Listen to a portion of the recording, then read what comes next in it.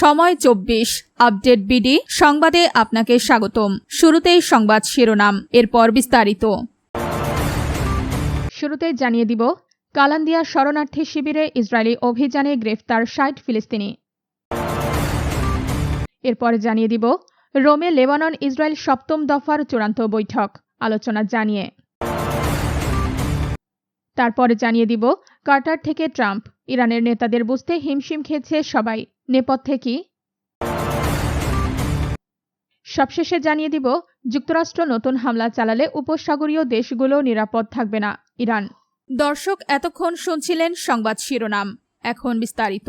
আপনি যদি ইসরায়েলের ধ্বংস চান এবং মুসলিমদের পাশে থাকতে চান, তাহলে ভিডিওতে লাইক করে চ্যানেলটি অবশ্যই সাবস্ক্রাইব করে দিবেন। এখন বিস্তারিত।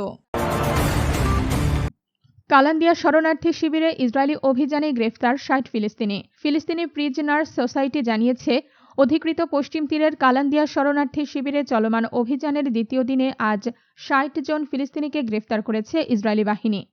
বৃহস্পতিবার ৬ আগস্ট গ্রেফতার ও জিজ্ঞাসাবাদের শিকার হওয়া এসব ফিলিস্তিনিদের মধ্যে নারী ও শিশুও রয়েছে।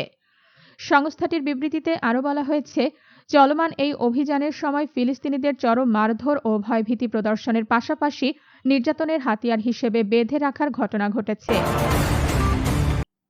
রোমে লেবানন ইসরায়েল সপ্তম দফার চূড়ান্ত বৈঠক, আলোচনা জানিয়ে। যুক্তরাষ্ট্রের মধ্যস্থতায় রোমে শুরু হয়েছে লেবানন ও ইসরায়েলের মধ্যকার সপ্তম দফার আলোচনার তৃতীয় ও শেষ দিনের কার্যক্রম। বৃহস্পতিবার ৬ আগস্ট লেবাননের এক কর্মকর্তা সংবাদ মাধ্যম আনাদোলুকে এই তথ্য জানিয়েছেন।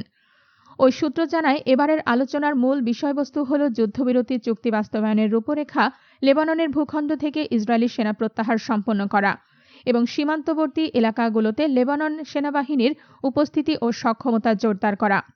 যুক্তরাষ্ট্রের পৃষ্ঠপোষকতায় চলা এই আলোচনা প্রক্রিয়ার প্রথম ৫ দফা ওয়াশিংটন ডিসিতে অনুষ্ঠিত হয়েছিল। এরপর ইতালির রাজধানী রোম দ্বিতীয়বারের মতো এই আলোচনার আয়োজক হল। আপনি যদি ইসরায়েলের ধ্বংস চান এবং মুসলিমদের পাশে থাকতে চান, তাহলে ভিডিওতে লাইক করে চ্যানেলটি অবশ্যই সাবস্ক্রাইব করে দিবেন। কাটার থেকে ট্রাম্প, ইরানের নেতাদের বুঝতে হিমশিম খেয়েছে সবাই, নেপথ্যে কি? সোমবার ট্রাম্প ক্ষোভের সঙ্গে দাবি করেন, যুক্তরাষ্ট্রের সঙ্গে লেনদেনের ক্ষেত্রে ইরান অবিশ্বাস্য রকম প্রতারণাপূর্ণ আচরণ করছে।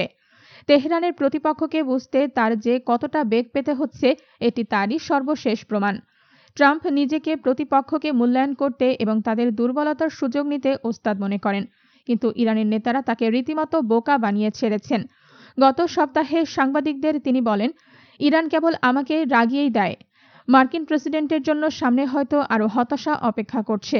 ট্রাম্প প্রশাসনের কর্মকর্তারা বলছেন, হরমুজ প্রণালী পুনরায় খুলে দেওয়ার বিষয়ে একটি নতুন চুক্তি হয়তো কাছাকাছি, কিন্তু ইরান সেখানে টোল আদায়ের দাবিতে অনড়, যা ট্রাম্প অগ্রহণযোগ্য বলে উড়িয়ে দিয়েছেন। যুক্তরাষ্ট্র নতুন হামলা চালালে উপসাগরীয় দেশগুলো নিরাপদ থাকবে না, ইরান। মার্কিন যুক্তরাষ্ট্র নতুন করে ইরানের ওপর সামরিক হামলা চালালে উপসাগরীয় অঞ্চলের গুরুত্বপূর্ণ জ্বালানি অবকাঠামোতে পাল্টা হামলা চালানো হবে বলে হুঁশিয়ারি দিয়েছে তেহরান।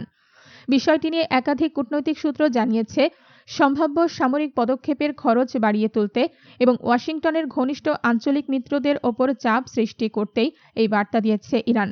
খবর রয়টার্সের। সূত্রগুলোর মতে, গত ২৮ জুলাই মার্কিন প্রেসিডেন্ট ডোনাল্ড ট্রাম্প ইরানের জ্বালানি অবকাঠামো লক্ষ্য করে হামলার হুমকি দেওয়ার পরপরই উচ্চ পর্যায়ের কূটনৈতিক যোগাযোগ শুরু করে তেহরান। সেই ধারাবাহিকতায় ইরানের পররাষ্ট্রমন্ত্রী আব্বাস আরাকচি সৌদি আরব, কাতার ও তুরস্কের পররাষ্ট্রমন্ত্রী এবং পাকিস্তানের সেনাপ্রধানের সঙ্গে পৃথকভাবে কথা বলেন।